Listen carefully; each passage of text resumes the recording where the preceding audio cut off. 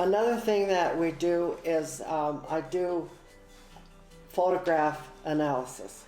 So I can tell a lot about your personality traits by looking just at a photo.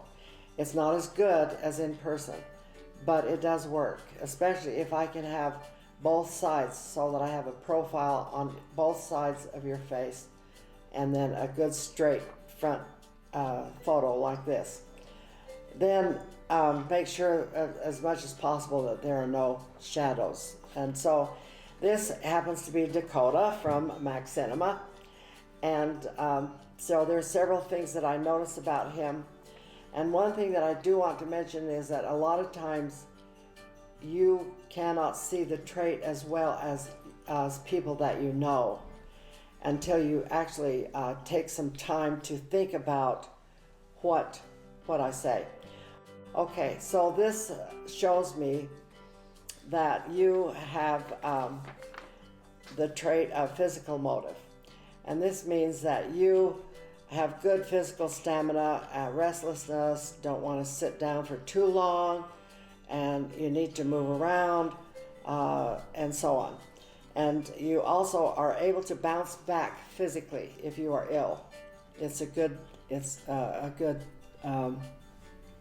trait to have, although sometimes a person will do too much. They ignore their body because they do have a good body. They ignore it and then don't really get the rest until they crash, okay? So then I see another trait. There's a little bit of a mood swing on self-reliance. That means in one mood you're able to work with others a little easier, and the other mood you kind of want to do things your own way when you're in that mood, and so you kind of go back and forth a little bit on that. You have the trait of selective. Selective is you can love people and like to be around people and so on, but this means that you're choosy as to who you bring into your really circle of privacy, of who becomes your friend. And so you are choosy, and it takes a while to warm up to people before you feel like they're your friends.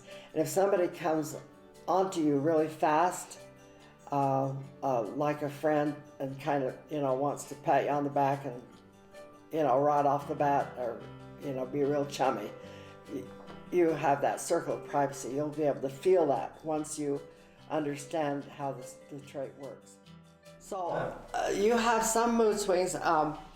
So the question I have is, do you ever have a little bit of problem in making up your mind of like what you want to eat for lunch, or what I want to eat for lunch? Yeah, all the time. And stuff like that? Yeah, a lot of people feel that mood swing in little things like that, like what am I going to wear, what am I going to do today, and you just, and then you're on your way to McDonald's, and then, oh no, I think I'll, whatever. Mm-hmm. And so there's things that you can do to even out your mood swings, and that's where I come in. Yeah, that was really good.